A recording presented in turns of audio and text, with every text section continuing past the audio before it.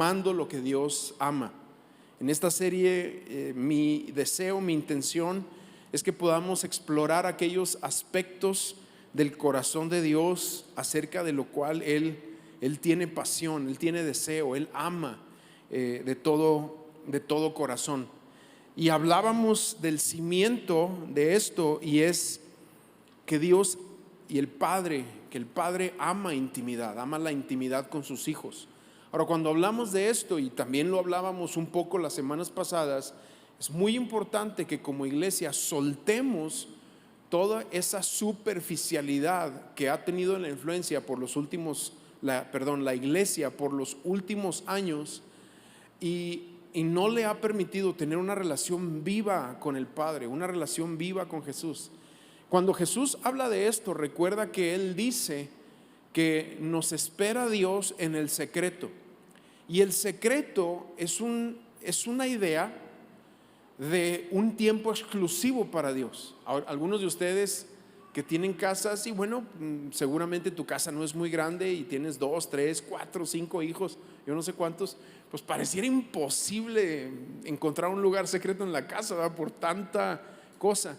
Pero sí hay algo que debe suceder en el corazón de los hijos de Dios, que saben que ese lugar secreto es un espacio donde nosotros continuamente estamos viniendo delante de Dios de forma exclusiva, donde hacemos un alto en el camino para buscar a Dios en el día a día. Esto es algo diario, algo personal y algo diario. Ahora, no es algo religioso, ¿verdad? Si un día no tienes un espacio así, no debes de caer en condenación ni nada de esto, porque no es el sentido. Pero Dios nos espera en el secreto. Dios nos está llamando a ese lugar y nos está celando. Dice la palabra también que el Espíritu nos cela. ¿Qué significa eso? Que hay algo en el Espíritu de Dios que está en nosotros también, además de ser Dios, está en nosotros y nos está llamando a buscarle. ¿Cómo? En esa realidad. Y cuando hacemos eso, somos hijos, somos iglesia, y vamos rompiendo, quebrando alrededor de nosotros la tentación de ser superficiales. ¿Qué es ser superficiales? Pensar que soy cristiano por venir a la iglesia, pensar que soy creyente porque participo, porque doy en el programa de los niños de Amamos Saltillo, o lo que tú quieras. Y no es precisamente eso lo que es ser hijos, ser discípulos, ser iglesia. Y hoy quiero hablar precisamente de eso, de ser iglesia, de amar algo que Dios ama. Lo veíamos ya la semana pasada. Él ama a la iglesia, Dios ama a su iglesia. Es uno de los factores que la Biblia nos enseña. Y quiero empezar orando primero, como lo acostumbramos, para que nuestro corazón esté abierto, sensible, dispuesto, disponible para escuchar la palabra, pero no solamente para escucharla, sino para que permitamos que la palabra entre y trabaje, transforme, pode, exhorte, edifique nuestras vidas y caminemos con el Señor. Amén. Vamos a orar. Señor, gracias por este día, por cada persona, cada familia, cada hombre, cada mujer. Yo les bendigo, Señor, cada matrimonio aquí, cada pareja, cada persona que ha llegado en búsqueda de algo, pero ese algo va más allá. Es el Dios vivo que quiere hablar, transformar, tocar nuestra mente, nuestro corazón y prepararnos para ser la iglesia que tú amas, que tú anhelas. En el nombre de Jesús oramos. Amén, amén. En Mateo 16 está la primera mención de la palabra iglesia en toda la Biblia, y es por labios del Señor Jesús. Cuando una palabra aparece en la Biblia por primera vez, normalmente el mismo pasaje o el mismo contexto define el significado de la palabra. Por ejemplo, aquí, y voy a empezar a leer para que tú veas que Jesús va definiendo lo que es iglesia. Porque si tú piensas que la iglesia es gente junta, ese es un gran error. Si tú piensas que la iglesia es aquí, también es un gran error. Y Jesús va hablando de esto y lo va desplegando ante nuestros ojos para que podamos nosotros tener una claridad en cuanto a esto. Pero empiezo a leer, dice: cuando Jesús llegó a la región de Cesarea de Filipo, preguntó a sus discípulos: ¿quién dicen los hombres que es el Hijo del Hombre? Y ellos respondieron: unos Juan el Bautista, otros Elías, pero otros Jeremías o alguno de los profetas.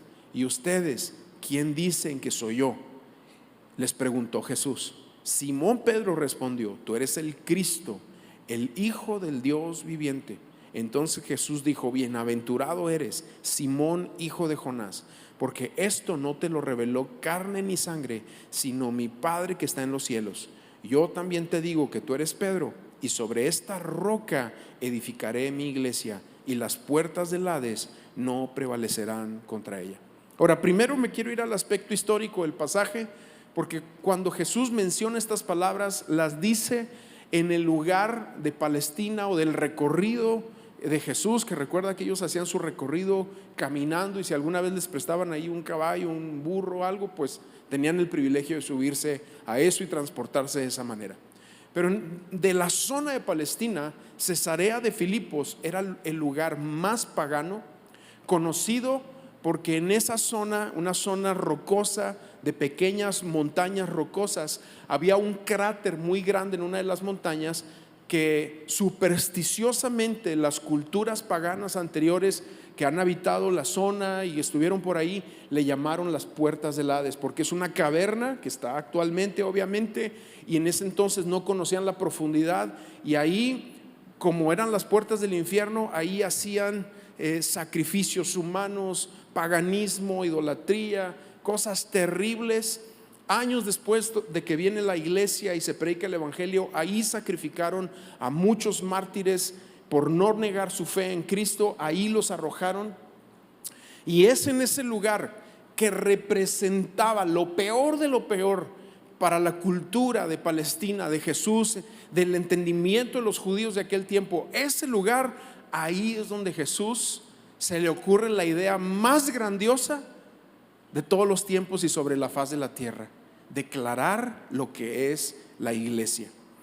Esto lo hace en contraste, obviamente, porque Jesús lo que va a decir es que en medio de este mundo que está terrible, patas para arriba, nada más tienes que ver un poquito las noticias, las redes, las tendencias, los pensamientos de la gente, Dios aquí ha decidido hacer iglesia. Y esta es una idea de Jesús, o sea, Él lo dice, esta es la iglesia. Ahora, la pregunta para poder entender es: ¿qué es la iglesia? Esa es la primera pregunta a la que vamos a contestar el día de hoy. La iglesia no son cuatro paredes, amado. No es el templo del Señor. No. Este es un edificio nada más. La iglesia tampoco es toda la gente que viene a la primera, a la segunda o a la tercera reunión, en nuestro caso. Yo considero que algunos de ustedes no son iglesia. Déjame tratar de explicar eso para que no te sientas ofendido y digas: el pastor dijo que no soy iglesia, pero si tengo un año yendo a amistad. No, yo no estoy hablando de eso. Iglesia es la gente, las personas, quien, así como dice aquí, fíjate, Jesús le dice a Pedro, después de que Pedro dice: tú eres el Cristo. La palabra Cristo es la misma palabra que Mesías, son sinónimos. Una palabra es en griego, otra es en hebreo, pero significa el ungido. Entonces te voy a ampliar la definición: el único facultado, autorizado por Dios para reconciliar al mundo con Dios. Dice otra escritura: el que tiene al Hijo tiene la vida, el que no tiene al Hijo de Dios no tiene la vida. Entonces, ¿quién es la iglesia? Aquel que por revelación del cielo, no porque tú lo escogiste, no porque tú decidiste, es que Dios te escogió a ti, y tú de alguna manera ahora puedes declarar con tu corazón, con tu boca, que Jesús es el Señor. Y esa revelación de que Jesús es tu Señor y Salvador, esa revelación es lo que te hace ser iglesia. El hecho de que haya sido lavado con la sangre y nos conecta como iglesia, como un organismo universal con personas en todas partes del mundo. O sea, personas que esto mismo que te estoy hablando, de reconocer a Jesús, aunque no hablen el mismo idioma que tú, pero que son de otro lugar del mundo, van a conectar o vas a conectar con ellos porque tenemos el mismo punto de referencia: nuestro Salvador, el Señor Jesucristo, el que vino y derramó su sangre, y ahora yo me sé hijo porque Él me lo ha revelado. Y eso es la iglesia, las personas a quien Dios les reveló que somos parte de su cuerpo. Entonces, ¿qué es la iglesia? Es eso, individuos que tienen en común la revelación de Cristo. Pero aunque los discípulos dijeron esto, porque Pedro lo dice, los demás discípulos también lo asienten con su corazón, con su cabeza, ellos no tenían el entendimiento completo de lo que era la iglesia, porque a ellos les tocaba caminar en la formación de lo que es este organismo vivo que se llama la iglesia, y ellos pues además no tienen la Biblia, la estaban leyendo, la estaban haciendo en vida, en su historia, en su caminar con sus palabras. Entonces ahí empieza este término de iglesia, por palabras de Jesús, por definición de Jesús. Aquí está. Ahora, ¿cuál es el propósito de la iglesia? ¿Cuál es el propósito? Esta es la segunda pregunta que yo haría en esta mañana. Bueno, desde los tiempos de Jacob, que es donde vemos los primeros vestigios de lo que es iglesia. Recuerda que cuando Jacob sale de su casa, sale huyendo de su hermano, de su casa, avergonzado, lo que tú quieras. Llega a un punto donde se queda dormido en el desierto de Parán, y ahí en un lugar tiene un sueño. Y en este sueño él ve una escalera, y en la escalera, en el sueño, la imagen que le viene son ángeles que suben y bajan, y Dios está en la punta, en el cielo. Y cuando él se despierta, él dice: wow, qué terrible. Otra palabra es: qué reverente es este lugar. No es sino puerta del cielo. Cuando ese pasaje se usa en el Nuevo Testamento, se le añade otro significado: casa de Dios y puerta del cielo. Porque eso es la iglesia. La iglesia es la manifestación del cielo en la tierra. Por eso cuando la palabra, y más adelante va a decir, todo lo que atemos en la tierra será atado en el cielo, y todo lo que desatemos en la tierra será desatado en el cielo. No voy a entrar al entendimiento del versículo por encima, obviamente, de excesos que pueden haber en cuanto a ese versículo, de lo que significa atar y desatar. Pero significa eso, que cuando la iglesia se une para buscar al Señor, el poder y la autoridad que hay en la iglesia genera eso: sanidades, restauración, vida en medio de nosotros, por una iglesia que busca a su Dios en unidad. Entonces, ¿cuál es el propósito de la iglesia? Eso, manifestar el cielo en la tierra. ¿Cómo? A través de cada uno de sus miembros. A veces pensamos en eventos muy grandes, sobrenaturales, muy potentes en los sentidos de eventos evangelísticos o conciertos o cosas así, que son buenas. Yo no estoy diciendo que no. Simple y sencillamente la evidencia, estadísticamente hablando, de mayor alcance y de mayor bendición son la vida de la iglesia local. No hay mayor alcance de creyentes, mayor alcance de inconversos, mayor influencia en las naciones que la vida de la iglesia local. O sea, tú y yo caminando en la sociedad, habiendo declarado a Jesús como Señor y Salvador.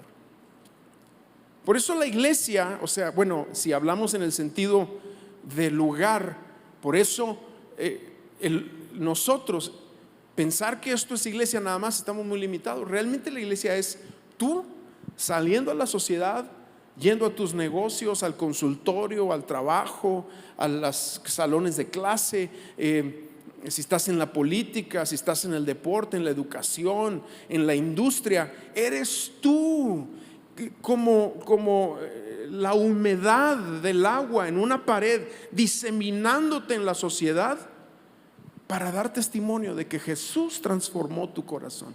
Y esa influencia que tiene la iglesia, nadie se la puede quitar. Y es una definición tan poderosa, que esta escritura dice, lo que acabamos de leer ahí dice: y las puertas del Hades no prevalecerán contra ella. ¿Qué significa esto?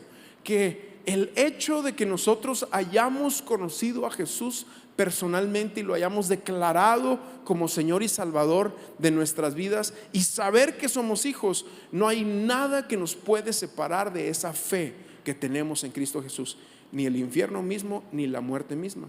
Por eso en la historia han habido tantas personas que han muerto como mártires, o sea, han dado su vida a Cristo por no negar su fe.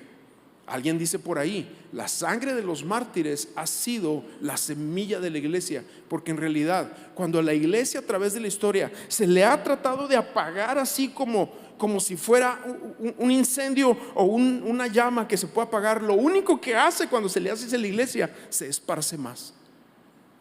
Se esparce más. Y en este propósito que te estoy platicando de la iglesia, además de manifestar su reino en la tierra, otro propósito es que cada persona, que cada creyente se convierta en un discípulo. Nosotros tenemos como visión de iglesia eso. Bueno, lo decimos de dos formas: alcanzar personas, edificar vidas, enviar obreros. Pero es también, te lo quiero explicar de esta manera, que de cada creyente salga un discípulo y que de cada discípulo salga un obrero. ¿Por qué? Porque eso es lo que anhela el Señor. Y eso ama el Señor. Filipenses 1:6, hablando en este contexto, dice: estoy convencido precisamente de esto, que el que comenzó en ustedes la buena obra, la perfeccionará hasta el día de Jesucristo. Dios está comprometido en perfeccionar no nada más tu vida y la obra de salvación que ya empezó en ti, sino a la iglesia. Él está comprometido en perfeccionar a su iglesia hasta que Él regrese. Ahora, estamos hablando del propósito de la iglesia. Cuando la iglesia es mencionada por Jesús y los discípulos poco entienden de lo que está diciendo Jesús, nosotros ahora, obviamente, teniendo la palabra y todo el contexto, pues podemos estudiar e indagar. Pero ellos en su carne propia estaban viviendo la historia y escribiendo todo esto. Hay un segundo evento que va avanzando en el ciclo del entendimiento de la iglesia, y eso es el Pentecostés.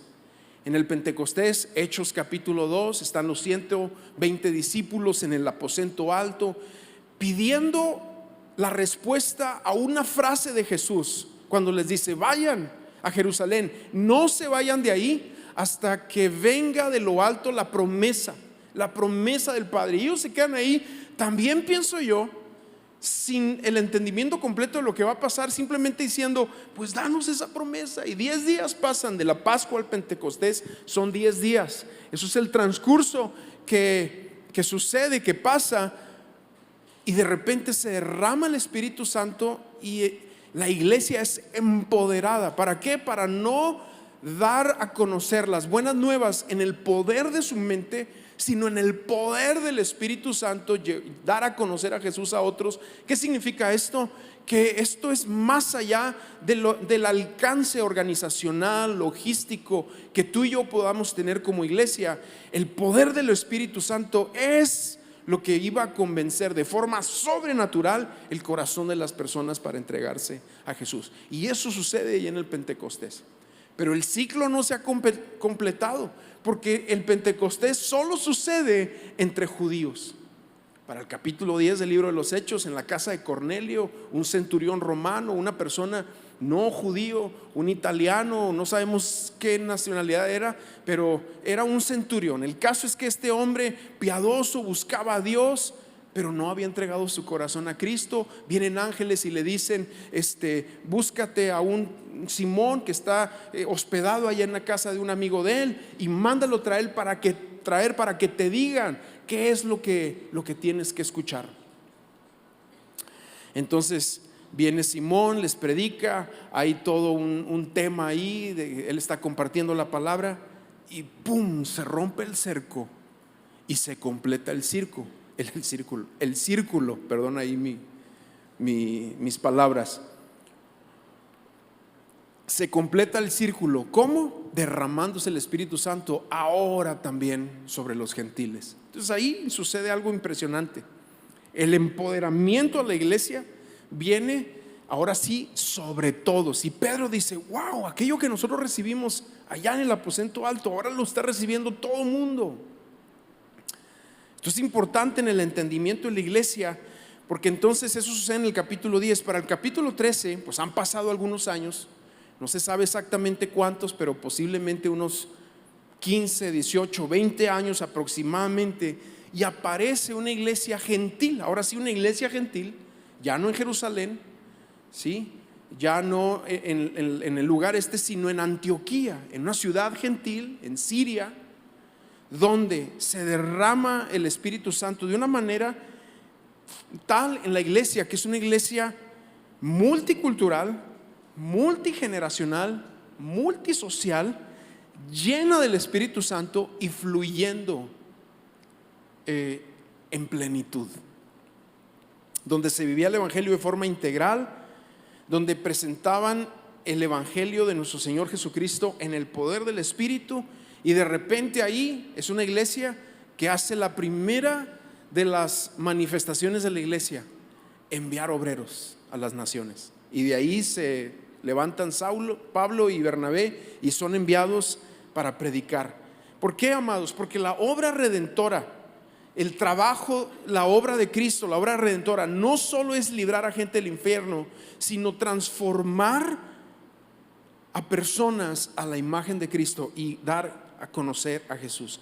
El llamado integral de la iglesia, amados, es hacer discípulos. Tú y yo como iglesia estamos llamados a ser discípulos. Ahora, cuando hablamos de iglesia, hay una tercera pregunta a la que quiero que entremos aquí, y luego que me des oportunidad de compartirte lo que siento, lo que creo que Dios me ha dado para darte a ti en esta hora.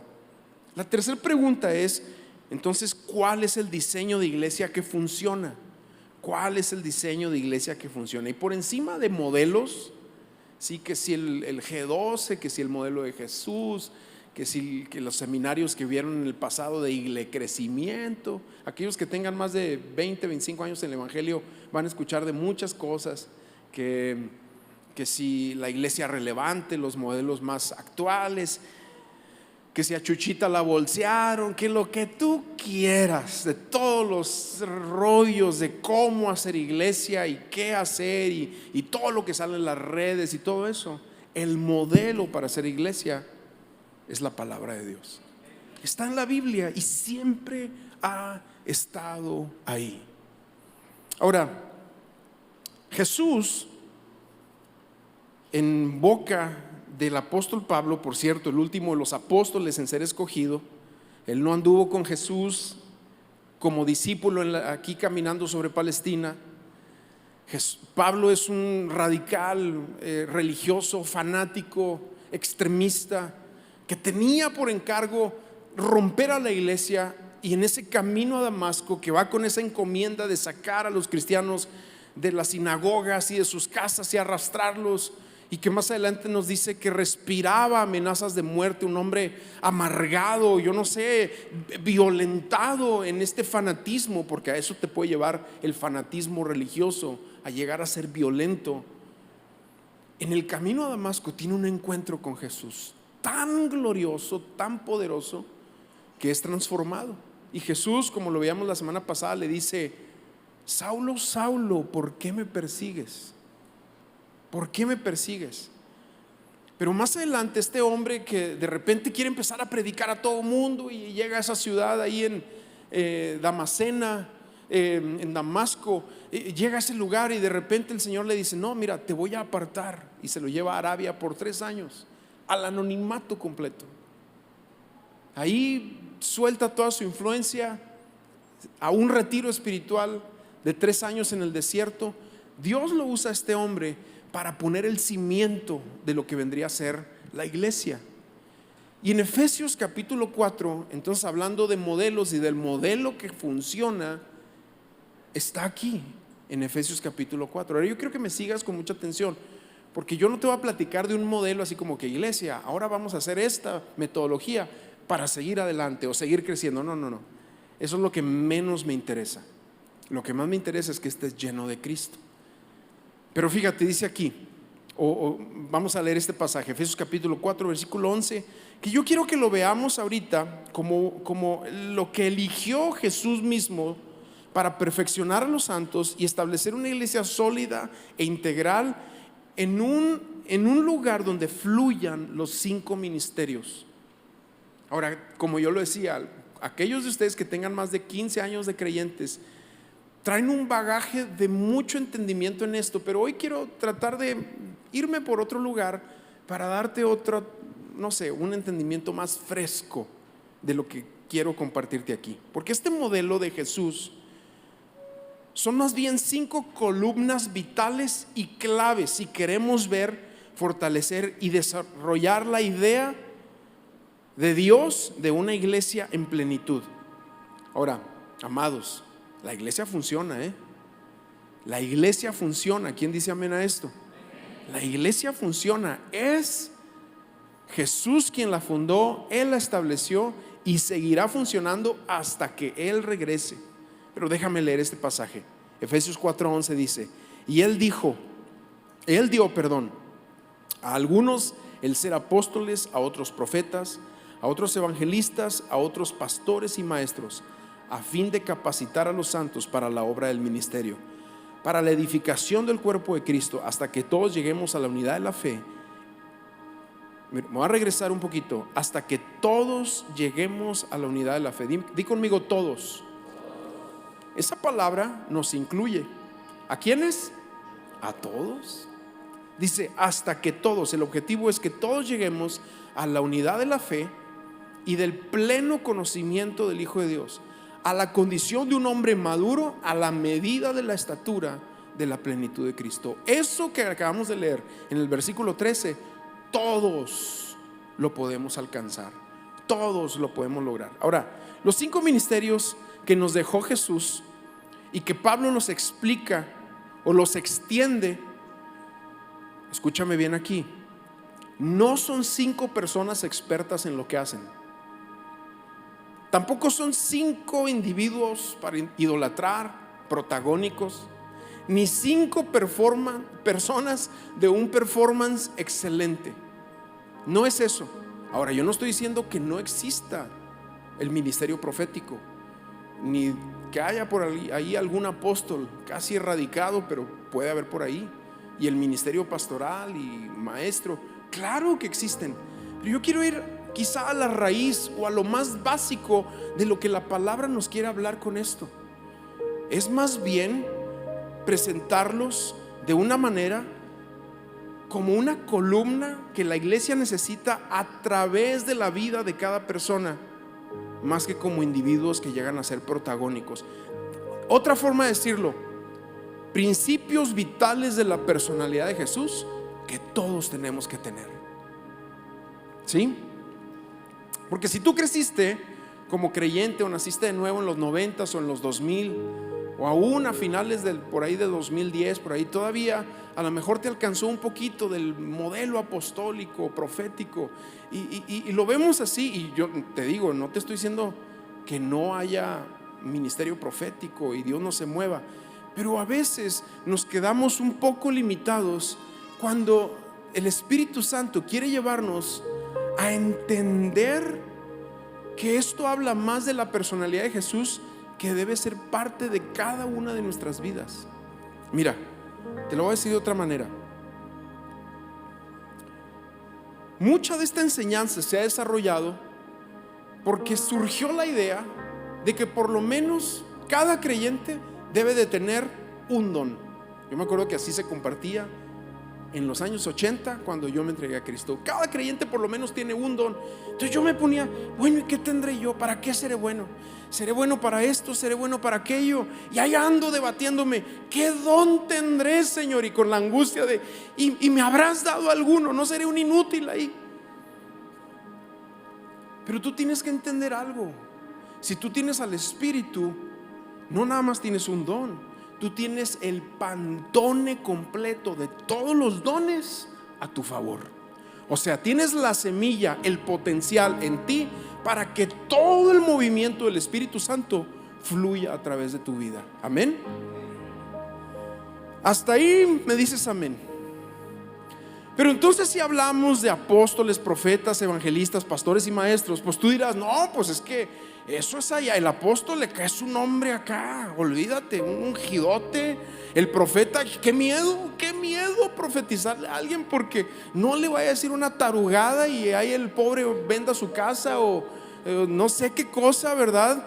Y a veces hemos abordado eso como algo que es de unos cuantos, como una exclusividad de Dios en unas cuantas personas, en lugar de verlo como la personalidad de Cristo. Entonces yo te decía ahorita, si tú tienes al Espíritu, tienes todo el pantone de la multifuncionalidad que hay a través del Espíritu en la expresión de sus dones. Pero si tienes a Cristo en tu corazón, ahora que también tienes todo el pantone de la personalidad de Cristo en tu vida también, al estar, tienes el potencial apostólico. Yo apóstol, no es para que salgas de aquí diciendo soy apóstol, porque precisamente por eso se generó en años pasados una apostolitis vergonzosa en la iglesia. Yo no te estoy diciendo que tú vas a salir de aquí siendo profeta y dándole palabra a todo mundo y el Señor me dijo. ¿Cuál el Señor te dijo? O sea, no es así. O lo que tú quieras. Entonces, ¿de qué estoy hablando? De que más bien esta es la personalidad de Jesús que debe estar impresa en todo creyente. Ahora mira, te lo voy a mostrar de esta manera. Cuando hablamos de la columna pastoral, estamos hablando del carácter, porque el pastor desarrolla carácter en las ovejas. Y eso sí lo puedes tener tú. Tú puedes desarrollar carácter. Cuando hablamos de la columna bíblica, no es para personas que tienen un entendimiento superior en cuanto a la Biblia. No, todos podemos tener la sabiduría de Cristo. Como dice la palabra, todos podemos tener la mente de Cristo y todos podemos tener entendimiento de Dios y de su palabra. Amén. Cuando hablamos de la columna profética, que yo te decía ahorita, algunos dirán, no, es que eso son puras mentiras, o qué miedo, o darle una palabra a alguien, o recibir una palabra. Un profeta me dijo, yo encontraba gente que está marcada por palabras de profetas, marcada para mal. Que a lo mejor ese profeta ese día desayunó demasiada barbacoa y se le fue el rollo. Y quedaron marcados y renuentes completamente a la obra profética. No, yo ni me meto en eso, porque no, eso está mal. Pero realmente en su forma más sencilla, más orgánica, es un corazón sensible a la voz de Dios y una pasión que Cristo quiere desarrollar en ti para Él. Cuando hablamos de la columna evangelística, a veces pensamos los que salen, los que van, hacen campañas y se paran y hablan así enfrente de todos. Pero realmente el evangelista es alguien con una compasión en su corazón. Fíjate, ahí empieza una compasión por aquellos que no conocen de Jesús. Así de sencillo. Pablo le dice a Timoteo, haz obra de evangelista. O sea, hay que tener esa compasión. Y cuando hablamos de la columna apostólica, otra vez, a veces pensamos que son superhombres que hacen tremendas cosas, pero en realidad habla de gente que tiene madurez y esto tiene una cosmovisión del reino. Ahora, en otras palabras, el carácter, la sabiduría, el corazón, la compasión y la cosmovisión es algo que toda oveja puede desarrollar. Tú lo puedes desarrollar. Todas las ovejas, todos nosotros podemos desarrollar carácter, oír la voz de Dios, desarrollar compasión, adquirir sabiduría y tener una visión de lo que Dios quiere hacer en las naciones y en todo el mundo. Yo nada más quiero decirte algo: Dios no tiene cristianos de segunda. No hay cristianos de clase ejecutiva y cristianos de clase turista. Para Dios, sus hijos, todos son hijos. Y no estoy hablando de un socialismo eclesiástico. Él estableció un gobierno en la iglesia, obviamente para su funcionamiento, pero el desarrollo de esto será algo tan fuerte en tu vida que pueda hacer que la iglesia entre a esa plenitud que vemos en la iglesia de Antioquía, ahí en el libro de los Hechos. Ahora, ¿por qué es tan importante esto? ¿Por qué es tan importante que lo entendamos? Número uno, porque la iglesia necesita entender, tú y yo, lo que significa la plenitud de Cristo. Cuando hablamos de plenitud, primero pensamos en nosotros. Ay, me siento triste y no logro salir de este rollo, y ay, quiero ser pleno. Esa es una parte que el Espíritu Santo fácilmente la va a sanar. Lo siguiente es que eso que Él te ha dado brille, que eso que Él te ha dado sea tan fuerte que otros vean a Jesús en ti.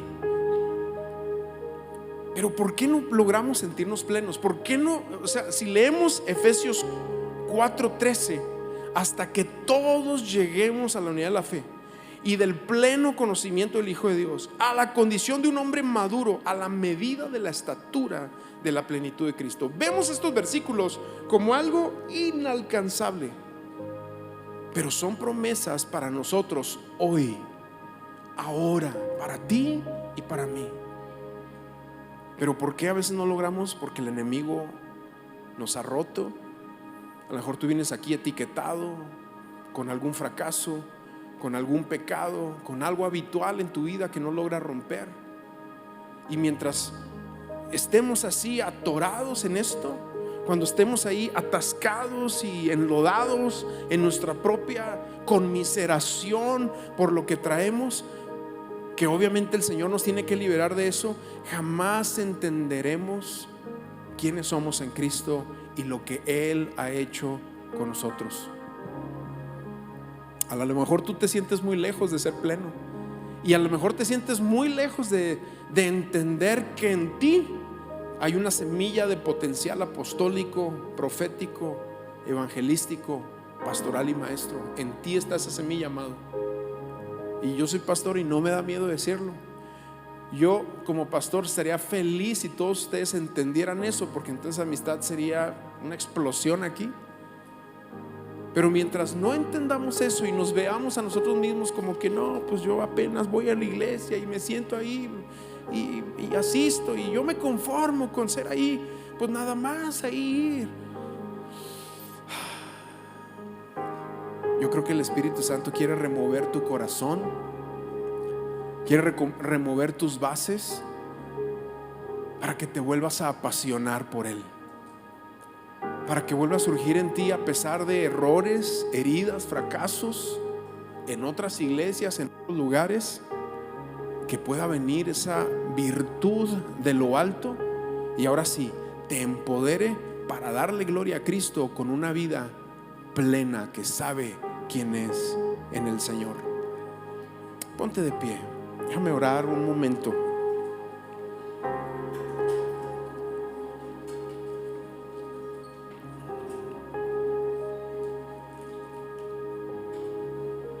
A lo mejor el enemigo ha distorsionado tanto tu vida que no crees que Dios te puede usar.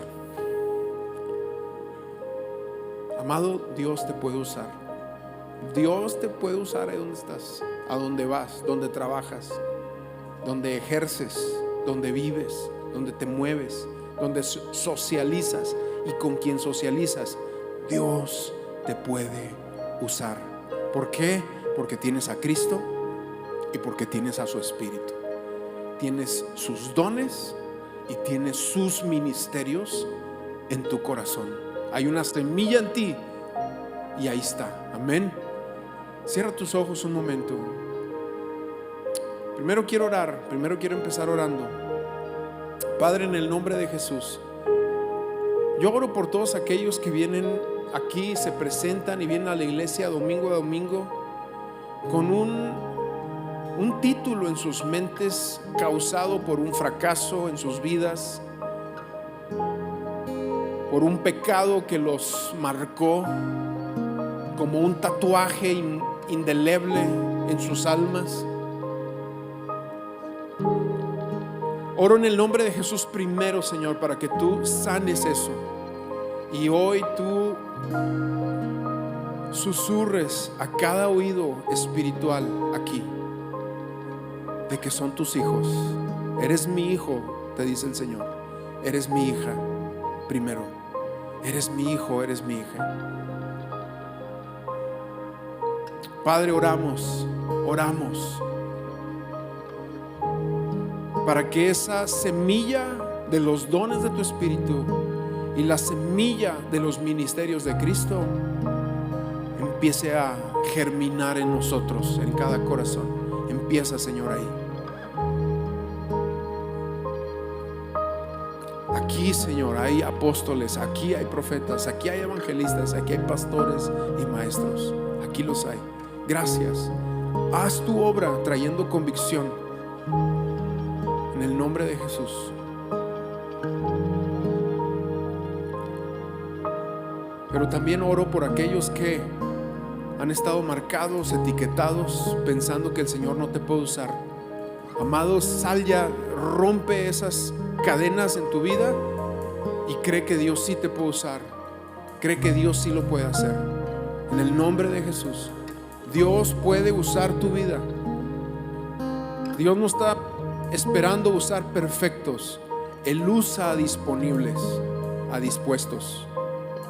En el nombre de Jesús, en el nombre de Jesús, Señor, yo oro que tú rompas toda mentira en tu iglesia, en sus mentes, en sus corazones, de que su error del pasado los ha dejado fuera del juego, fuera de la dinámica para usarlos en el poder de tu Espíritu. Señor, en el nombre de Jesús, restaura cada vida, cada corazón, cada entendimiento con tu grandeza.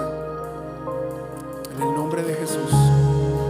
Gracias, Señor, por lo que yo sé que tú estás haciendo y seguirás haciendo en tu iglesia. Oro, Señor, también para que se destapen en medio de nosotros los dones proféticos, los dones de palabra, de ciencia, de sabiduría, de fe, de lenguas, de interpretación de lenguas, de discernimiento de espíritus, de sanidades, de milagros en medio de nosotros. Y la combinación de todo esto, Señor, que sea destapado en esta hora en tu iglesia, y tu iglesia empiece a fluir, no nada más aquí adentro en cuatro paredes, sino en los trabajos, en las influencias donde ellos van, en el nombre de Jesús. Señor, que ninguno aquí se vea hacia abajo o hacia arriba, sino con el concepto que tú le das como hijo, para que fluyan también tus dones en medio de tu iglesia, en el nombre de Jesús. En el nombre de Jesús, Señor, restáuranos a una iglesia en plenitud para servirte a ti. Restáuranos a la iglesia del libro de los Hechos en medio de nosotros, al fluir de tu Espíritu vivo en medio de una iglesia viva, con una relación orgánica, real, no superficial, en medio de nosotros, en el nombre de Jesús. Y si alguno de tus hijos está en pecado, Señor, que hoy venga y se lave con la sangre y sea liberado de cualquier hábito, de cualquier pecado, de cualquier mentira, de cualquier vicio, de cualquier cosa, Señor, de muerte que pudiera estar ahí generando una depresión espiritual.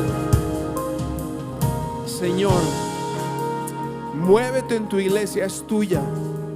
Nunca ha sido de nuestra ni de ninguno de nosotros. Padre, en el nombre de Jesús, muévete, úsala para llevar tu gloria desde Saltillo hasta los confines de la tierra. En el nombre de Jesús, Señor. Y gracias por ver este video. No olvides suscribirte a este canal, donde podrás encontrar todos los mensajes de Amistades Saltillo. Y síguenos en nuestras redes sociales. Nos vemos pronto.